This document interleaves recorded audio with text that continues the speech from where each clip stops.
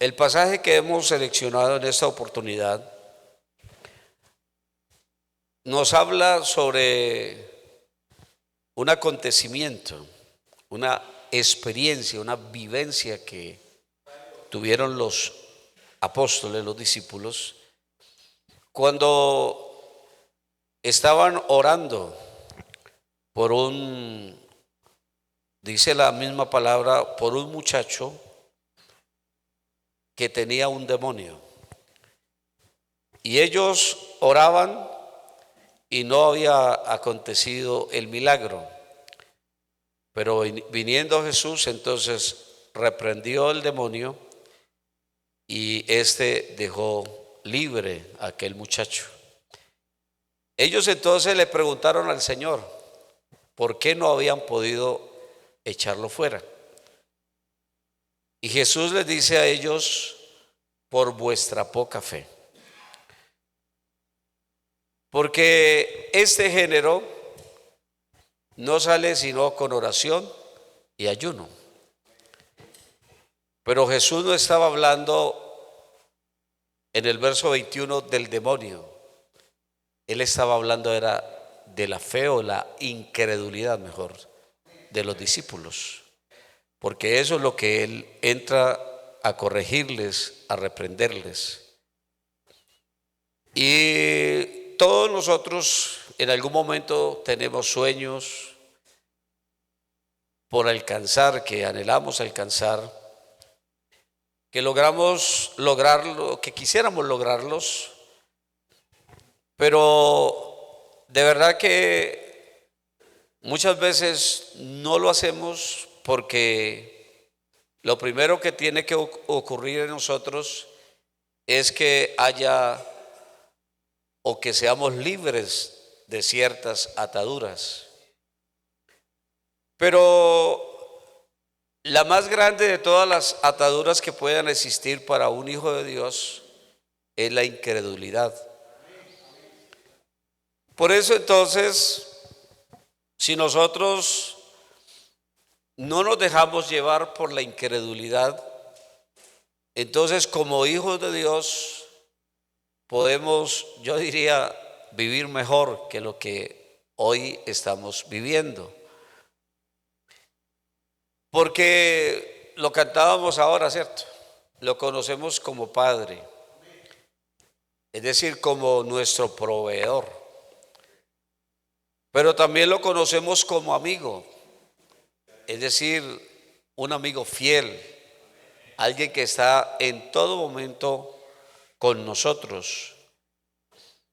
Entonces, una de las cosas o una de las condiciones fundamentales para lograr lo que nosotros anhelamos, obviamente que siempre esperamos en la voluntad de Dios, pero debemos de tener también anhelos, debemos de tener proyecciones en la vida y esperando siempre la voluntad de Dios. Si se cumplen o no se cumplen ya es un asunto y decisión de Dios, pero al menos nosotros nos propusimos y nos esforzamos por alcanzarlo.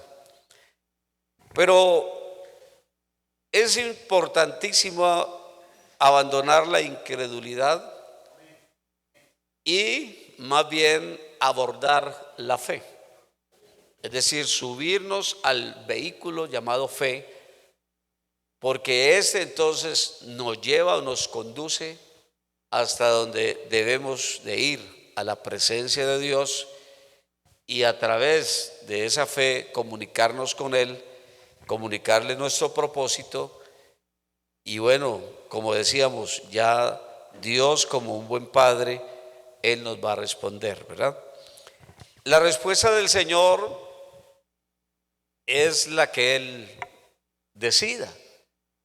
Pero hay quienes ni siquiera lo intentan porque quizá les da miedo pedirle algo a Dios, les da miedo en la vida y no se esfuerzan, porque también cuando uno tiene una meta, cuando uno quiere lograr algo en la vida, tiene que esforzarse, porque es la palabra que el Señor nos manda a nosotros: esfuérzate y sé valiente, ¿verdad? Esfuérzate y sé valiente. Les voy a poner un ejemplo. Una persona como ustedes dice, bueno, voy a poner un negocio en la Unión. ¿Usted no cree que es un esfuerzo el que tiene que hacer el dueño de ese negocio de ir a abrir todos los días? Y estar ahí al frente de su negocio, porque si lo abre y dice, no, pues Dios me dijo que lo abriera o yo le pedí al Señor abrirlo, pero lo voy a mantener cerrado. No se va a mover para nada, ¿cierto? Pero esa persona se esfuerza y está al frente de su negocio y obviamente por su dedicación, entonces también va a tener un buen rendimiento en sus ventas. Entonces, la Biblia nos habla de esforzarnos. Si usted dice, yo me propongo este año 2025, me voy a proponer a ser un mejor hijo de Dios, un mejor cristiano, me voy a proponer a ser lleno del Espíritu Santo, eso no se obtiene con pereza. Hay que esforzarnos, ¿verdad? Hay que esforzarnos para lograrlo. Es decir, voy a esforzarme un poco más por venir a los cultos, voy a esforzarme un poco más por orar, por sacar tiempo para leer la Escritura.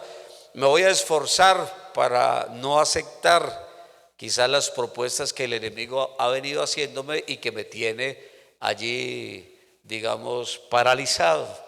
Entonces necesitamos un esfuerzo, necesitamos un compromiso, ¿verdad? Si usted dice, yo quisiera que una gran multinacional me contratara, pero entonces la pregunta es, ¿para qué quieres que te contrate? Bueno, me gustaría que me contratara como un ingeniero, me gustaría que me contratara. Entonces, ¿qué tienes que hacer? Estudiar. Entonces, ahí requieres un esfuerzo para conseguirlo, para adquirirlo. Entonces, mire usted que la incredulidad es la que muchas veces nos detiene y el conformismo también nos detiene y no nos permite avanzar. Y toda la vida requiere un esfuerzo. En estos días me matriculé para estudiar en una universidad y hacer una especialización en uno de los temas que a mí más me apasionan. Y era un sueño que teníamos con la hermana Blanca. En su momento no lo conseguimos, pero Dios me dio la oportunidad en esta ocasión. Y no es fácil hacerlo. Pero hay que esforzarnos para hacerlo. ¿Sabe por qué? Porque de nuestro esfuerzo hoy dependerá el bienestar del día de mañana. De lo que nosotros hagamos hoy dependerá nuestro estado el día de mañana. Pero si yo no hago nada y no voy en pro, entonces ¿cómo voy a saber si fue la voluntad de Dios o no fue la voluntad de Dios? Si me quedo acá estacionado, entonces nada va a ocurrir. Pero si yo logro avanzar, al menos cuando llegue, en el momento en que llegue, ya sabré qué es lo que Dios me ha concedido. Mire que todo viene de Dios. ¿Cuántos decimos amén? Todo viene de Dios. Todo viene de Dios. Y en la palabra del Señor nos habla. En el primer libro de Crónicas nos habla de un hombre que todos hemos oído bastante de él, y él es David, ¿cierto? Y me ponía a pensar en David, porque nosotros no podemos desconocer la vida de los patriarcas. Nosotros sabemos que la vida de los patriarcas también es muy valiosa para nosotros hoy. Pero David, me ponía a pensar en él y hoy me desperté con esa promesa y yo quiero regalársela a usted también en esta mañana porque está escrita en la palabra y está en 2 de Samuel capítulo 7 y mire lo que dice, creo que es el verso 29. Mire lo que dice: dígnate bendecir a todos mis descendientes y permite que siempre haya uno de ellos a tu servicio. Tú, Señor, lo has prometido y con tu bendición será bendecida mi familia para siempre. Mire, en un mundo donde la gente maldice por todo, qué bueno que se levante un hijo de Dios para bendecir. Porque si el mundo habla de esa manera es porque no conoce a Dios, porque su vida no tiene sentido. Nosotros sí conocemos a Dios y sabemos el sentido de la vida que vivimos para Dios. Ahora, estaba analizando quién era David. Bueno, todos sabemos, David fue el rey de Israel, ¿cierto? Y es tan significativo para Israel que la estrella de David está en su bandera. Es un símbolo para ellos. Y estaba mirando y decía, bueno, ¿quién era David? Y comencé a escrutar un poquito y me di cuenta que David, mire, David tenía, o Dios lo había bendecido tanto que tenía una riqueza aproximada y calculada en dólares en el día de hoy de 89.000 millones de dólares. Solamente o únicamente su oro, el oro de David, si lo calculáramos en dólares hoy, tendría ese valor, 89.000 millones de dólares. Se habla de que solamente la riqueza del rey David superaba la mitad de la riqueza del mundo entero en su momento o en su época. Mire, superaba más de la mitad de las riquezas del mundo entero. Y yo decía, bueno, David, un hombre tan prosperado por Dios, y cuando él decide entonces dar una ofrenda, porque eso lo dice aquí en Primera de Crónicas, vamos a leerlo, el verso capítulo 29. Mire lo que dice. David le entrega a Salomón lo que había recibido de parte del pueblo, ¿cierto? Para la ofrenda del templo. ¿Cuánto había recibido David o cuánto se fue en la construcción del templo de Salomón? ¿Usted sabe cuánto? Mire, se dice que fueron aproximadamente 3.000 toneladas de oro. Y fuera de eso, las 30.000 toneladas de plata. Todo eso se calcula que fue lo que se donó para el templo por parte del pueblo. Pero solamente lo que sumó en dólares la ofrenda de David. Porque mire lo que dice ahí el texto, vamos a leerlo textualmente. Yo con todas mis fuerzas, verso 2, he preparado para la casa de mi Dios oro para las cosas de oro, plata para las cosas de plata, bronce para las cosas de bronce, hierro para las cosas de hierro y madera para las cosas de madera. Y bueno, ya la descripción así, todo eso. Mire lo que dice, esa es la ofrenda del pueblo, pero mire lo que dice el verso 3. Además de esto, por cuanto tengo mi afecto en la casa de mi Dios, yo guardo en mi tesoro particular oro y plata, que además de todas las cosas que he preparado para la casa del santuario, he dado para la casa de mi Dios. Y ahí empieza la descripción. ¿Sabe cuánto suma lo que David dio para la casa de Dios? Únicamente su ofrenda.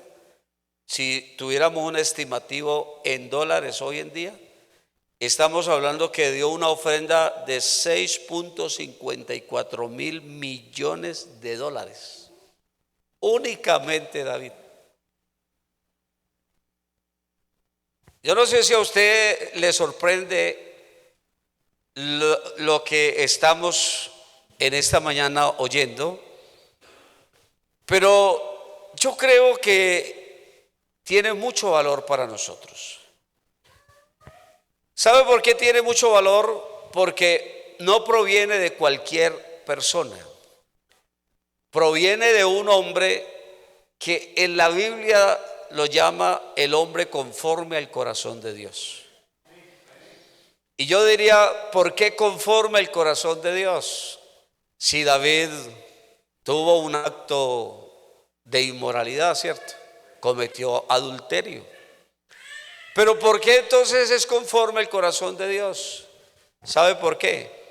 Porque David, aún en medio de sus debilidades y flaquezas, él amó a Dios por encima de todas las cosas. Y una de las pruebas es esto, su ofrenda para la casa de Dios. Entonces él dice, mire, y entrega la ofrenda del pueblo y entrega su propia ofrenda. Y luego entonces mire lo que dice en Primera de Crónicas 29:14. Mire lo que dice. No dijo, uy, se mandó las manos a la cabeza y uy, qué he hecho, qué locura, cuánto me sacaron. No dijo eso. Mire lo que dice en Primera de Crónicas 29:14. Mire, porque ¿quién soy yo? ¿Y quién es mi pueblo? Para que pudiésemos ofrecer voluntariamente cosas semejantes. Pues todo es tuyo. Amén.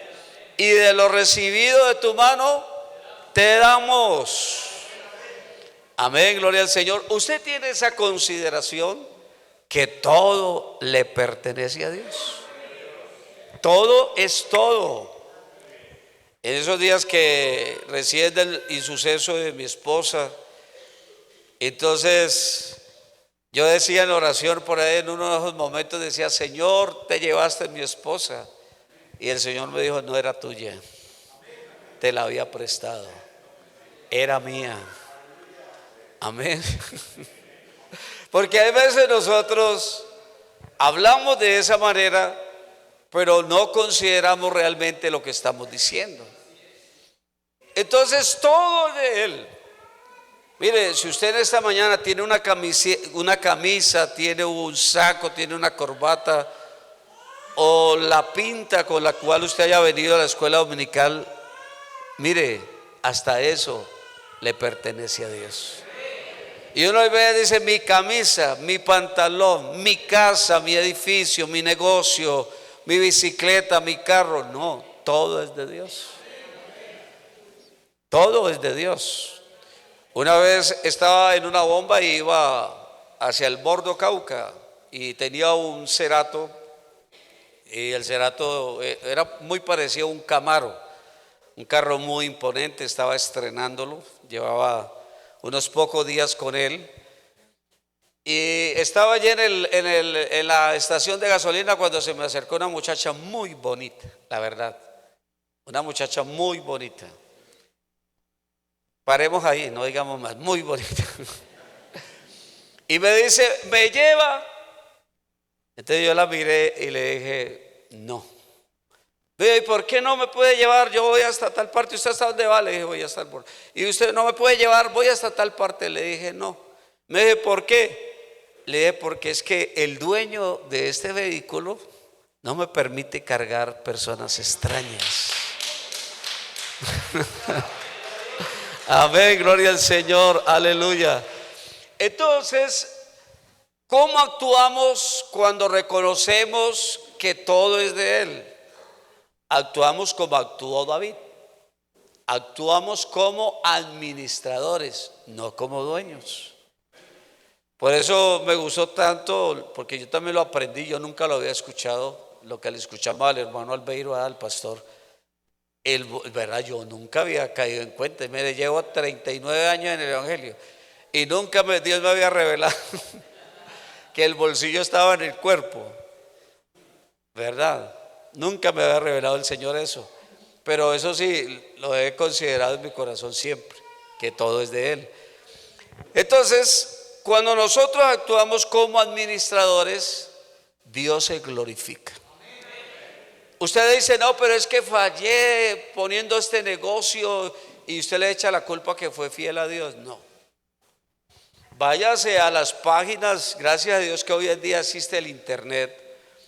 Váyase a las páginas y mire cuántas personas como este señor Disney y otros más, cuántas veces fracasaron en lo que quisieron hacer, pero también escuche cuántas veces se levantaron y lo intentaron nuevamente, hasta los llamaron fracasados y los llamaron tantas cosas. Eso es un don y un poder de resiliencia. Entonces, ¿por qué no lo consideramos? Pero resulta que a nosotros quizás vamos a poner algo y no nos va bien ahí mismo. ¿Qué pasa con nosotros? Abandonamos, abortamos el plan y vamos e intentamos otra cosa. ¿Qué es lo que produce todo eso? Hombre, lo que hace que se fortalezca la incredulidad. Pero si usted permanece en fe y usted dice, voy a intentarlo nuevamente, y si Dios me mostró que es por aquí, entonces es por ahí. Diferente es que el Señor no le haya mostrado, ¿cierto? Porque si uno arranca así a la loca por cualquier negocio, entonces le puede ir mal.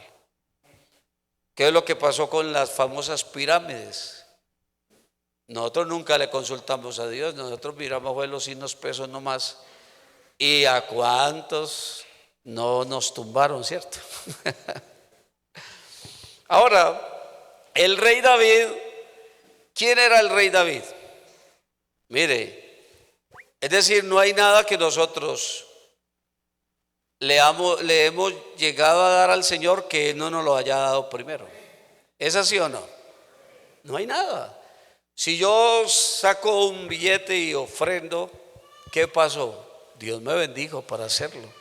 Si lo hago con el diezmo, es porque Dios me bendijo para hacerlo. Si lo hago con una primicia, es porque Dios me bendijo para hacerlo. Entonces, por eso David tiene que decir, de lo recibido de tu mano, es que nosotros damos. Amén, bendito sea el Señor.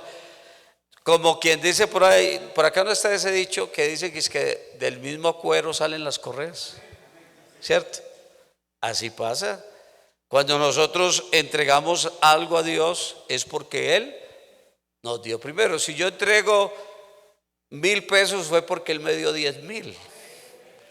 Y si entregó 10,000 es porque Él me dio 100,000.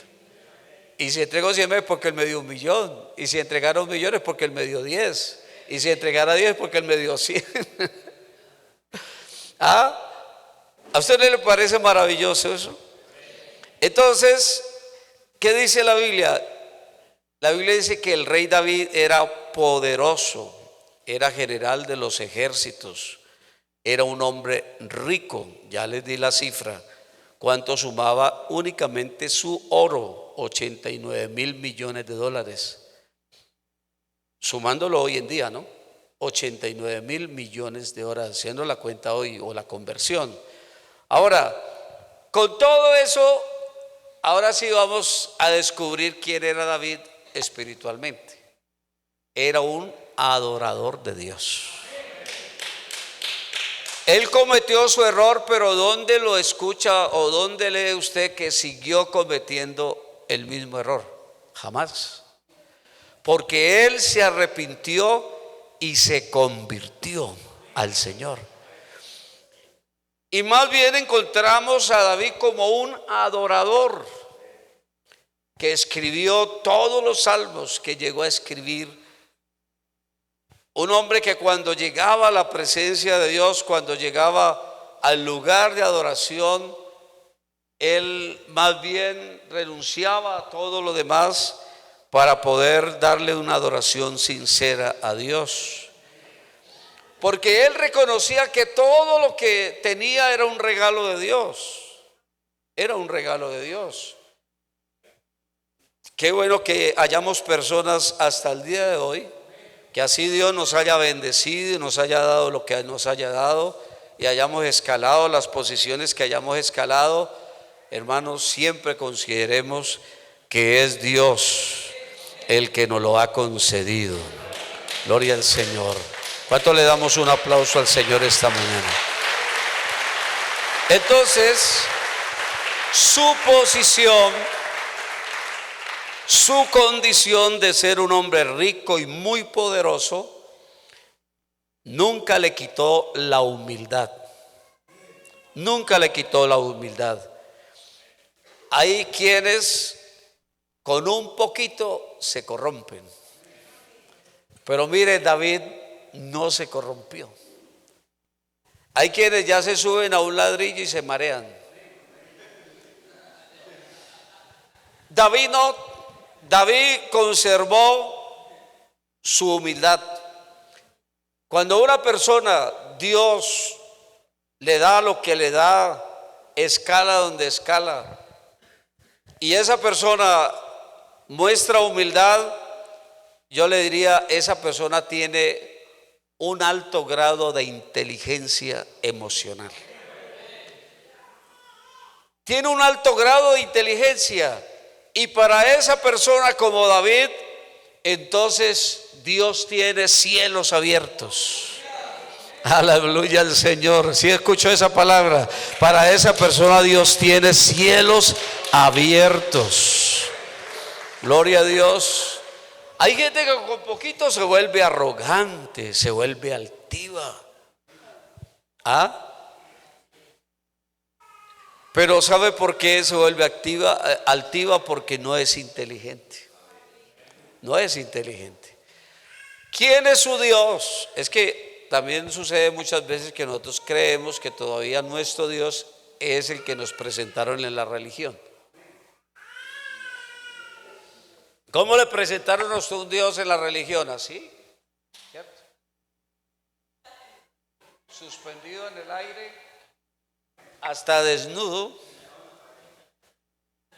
Dijo el hermano Lizima que una vez que lo robaron, él estaba apenas empezando en los caminos del Señor, pero él todavía como que tenía la estampita del Señor de los milagros, como que era en la billetera. Entonces lo robaron, y entonces cuando lo robaron, pues le dio tanta rabia que sacó el que tenía allí en la billetera, la estampilla, y dijo: este huesudo tampoco me pudo defender.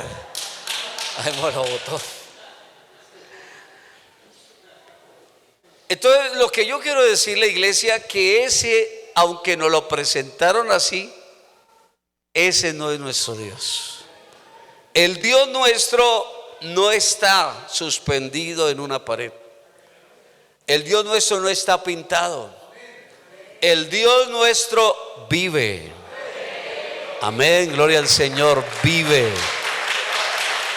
Y Él habita en todo lugar. Amén, bendito sea el Señor. Entonces, cuando uno reconoce la grandeza de Él y quién es uno, mantiene humilde. ¿Sabe por qué? Porque sabe que todo logro y todo lo que Dios le ha permitido es gracias a Él, y nada lo va a envanecer. Nada lo va a envanecer. Entonces, cuando alcances tus sueños y seas bendecido en abundancia, recuerda ser como David. Reconoce que lo que tienes lo has recibido de las manos de Dios. Usted dice esta mañana: no he recibido nada. Sí, yo creo que todos los que estamos aquí algo hemos recibido. ¿Sí o no? Algo hemos recibido. Aleluya. Que quizás algunos no lo hemos aprovechado, es otra cosa. Pero todos los que estamos aquí algo hemos recibido. Si usted se mira al bolsillo, quizás lo que tenga es muy poco, pero si usted esta mañana se considera nomás la misma vida, usted puede decir: este es un milagro de Dios. La misma salud es una riqueza que Dios nos ha dado. Amén, bendito sea el Señor. Ya vendrá lo otro, pero tenemos que empezar agradeciendo por lo que tenemos, por lo que hemos recibido de parte del Señor.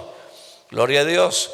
Yo, por ejemplo, le doy gracias al Señor, porque gracias a que Dios me permitió conocer a la hermana Blanca, también en el paquete venían los suegros.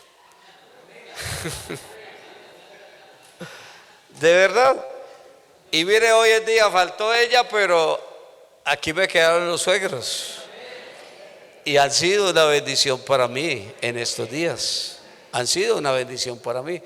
Entonces yo me voy a volver como ese hijo caprichoso que dicen, no se casa porque como tiene el hotel mama allí, entonces no se casa. Y entonces a mí me van a empezar a decir en algún momento, claro, por eso es que no se casa, porque como tiene los suegros.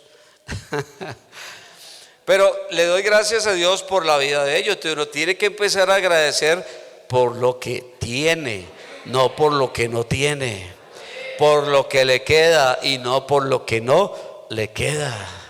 ¿Cuánto vivimos agradecidos con el Señor en esta mañana? Aleluya. Entonces, si usted se va para la casa, agradezcale a Dios por esa casa.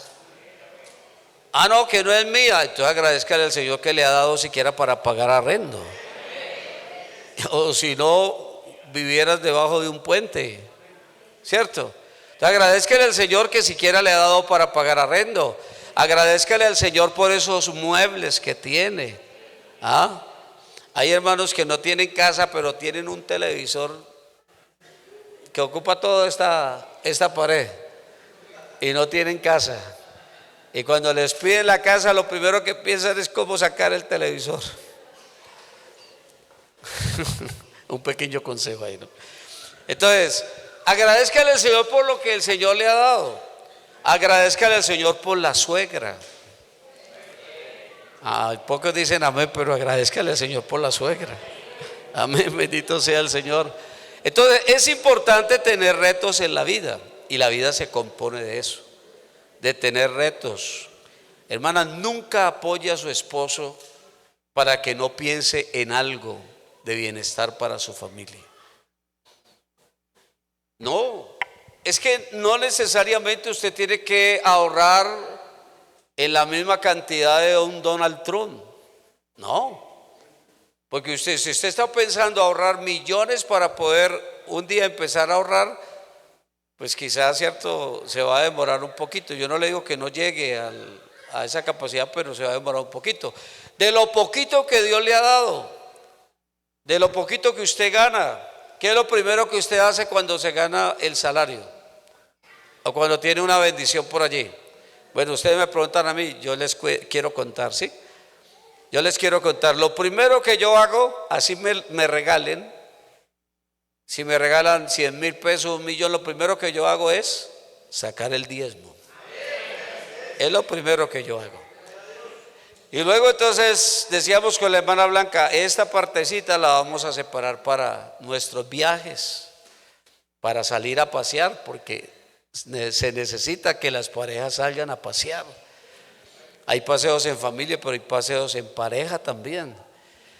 Otra partecita decíamos, esto vamos a sacarlo para quizás esta cuota de lo que estamos pagando, o quizás vamos a proyectarnos a comprar un lotecito. Y eso lo hacíamos. Pero ¿qué necesita? ¿Qué se necesita para lograrlo?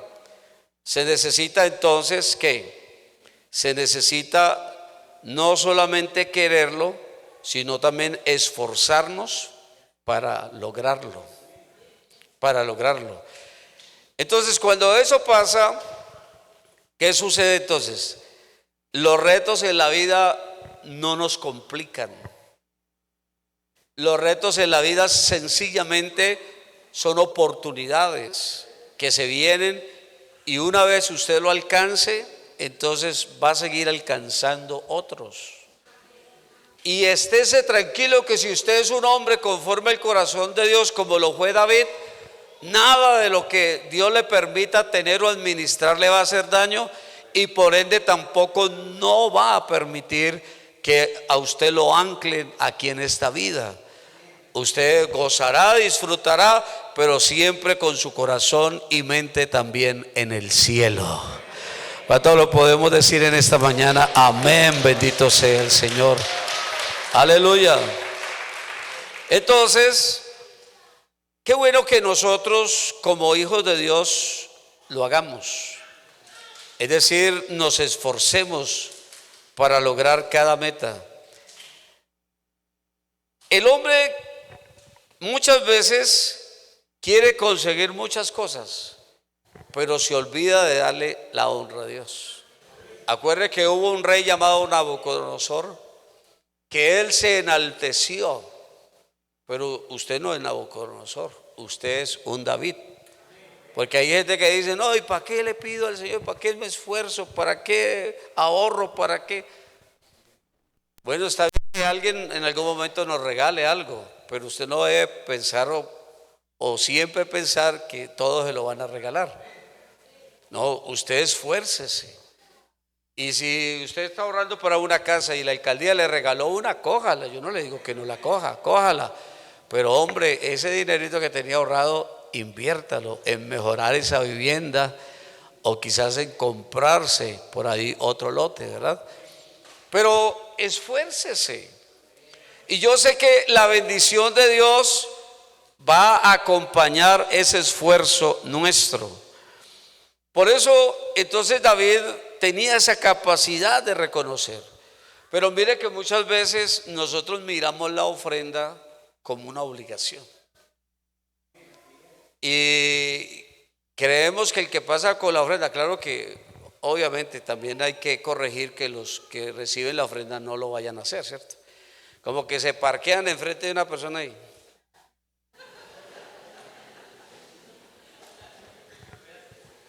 Así que es que había un sacristán por allá en algún lugar y se paraba con el talego así. Hasta que la persona así no estuviera, pues, porque a veces se detienen ahí porque la persona está, ¿cierto?, tratando como de echarle mano al billetico. Pero eso no se hace, porque no es una obligación. David no lo consideró ninguna obligación. Por eso entonces, como lo consideramos muchas veces obligación, entonces damos de lo que nos sobra.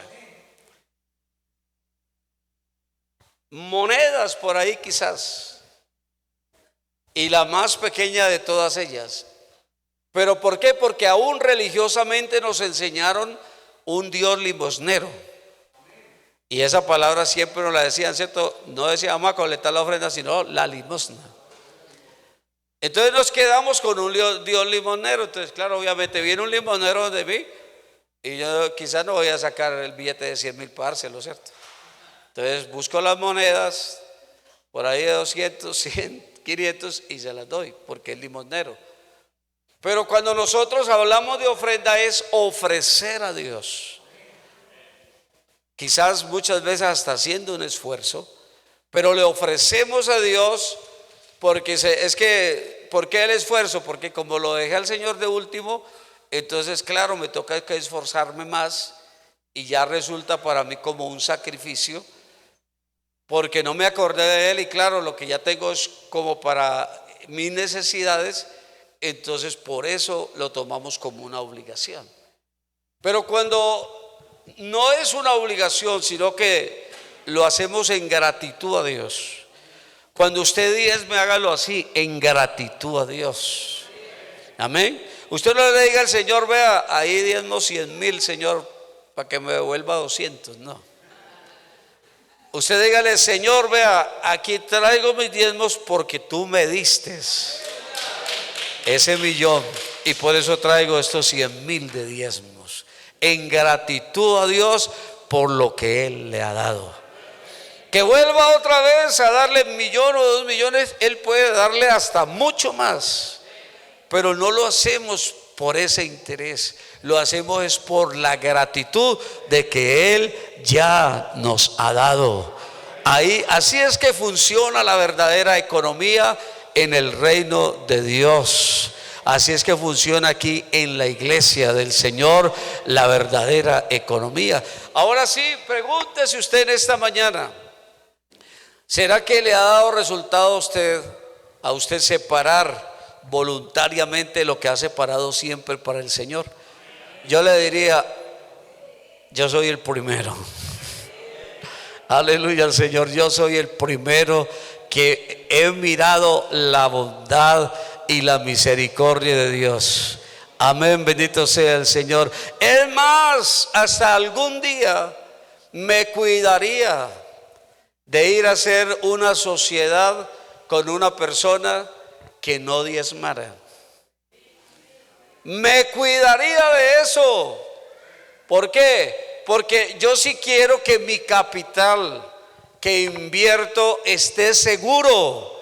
Y cuando una persona no diezma, ahí no estoy haciendo un capital seguro.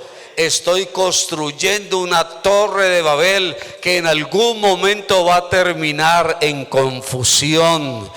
Oh, bendito sea el nombre del Señor. Pero cuando usted, hermanos, se asocia con esa persona que es igual que usted, que es un buen diezmador, una persona que honra a Dios con sus bienes, lo que ustedes consigan va a estar con firmeza. Y sabe que es lo mejor, el enemigo no lo va a tocar para nada. Y si el enemigo intentara tocar, hermano, la mano se le quiebra, la mano se le quema, porque eso es Dios. Dios en nosotros, en nuestra vida, y Dios en todo lo que nosotros emprendamos. Todo es de Él. Hasta el amor que Él nos ha dado es de Él. ¿Qué dice la Biblia en 1 Juan 4, 9 al 10? Mire lo que dice: en esto se mostró el amor de Dios para con nosotros,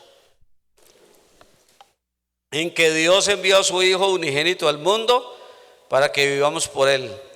En esto consiste el amor, no en que nosotros hayamos amado a Dios, sino en que en el que Él nos amó a nosotros y envió a su Hijo en propiciación por nuestros pecados. Hermanos, nada es nuestro.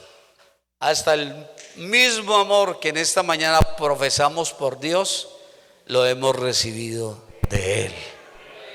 Amén. Por eso es que casi no rima, dicen por ahí los muchachos. No rima que una persona haya sido bautizada, que una persona esté en los caminos de Dios, que una persona diga ser un hijo de Dios, una persona salva, y resulta que no ame a Dios. No rima eso. No rima. Porque es que Dios nos ha dado de su amor. Y si hay algo en nosotros que hay en esta mañana es amor por Dios, amor por su reino.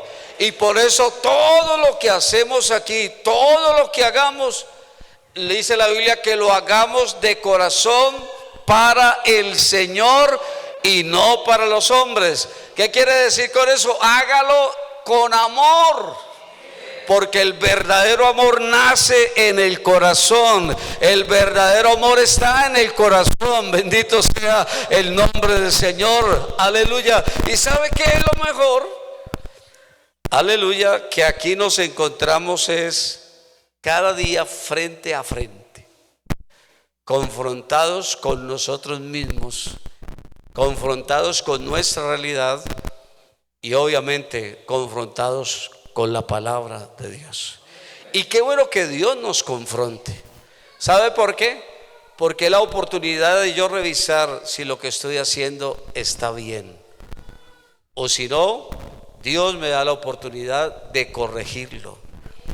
Pero hermanos, si usted lo corrige, Dios no solamente se va a glorificar en usted, sino que también lo va a hacer en su descendencia, como lo escuchábamos de David, como Dios se lo dijo a David.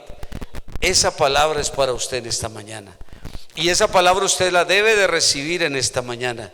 Y si usted lo hace, hermanos, ¿qué será lo que Dios, que es el dueño del oro y de la plata, no puede hacer por nosotros? Imagínese, piense usted, ¿qué será lo que no puede hacer Dios por usted? Amén, gloria al Señor. Yo creo que Dios puede hacer absolutamente todo. Amén, bendito sea el Señor. ¿Cuánto le damos una alabanza al Señor en esta mañana? Yo le voy a invitar que se coloque sobre sus pies. Vamos a invocar el nombre del Señor.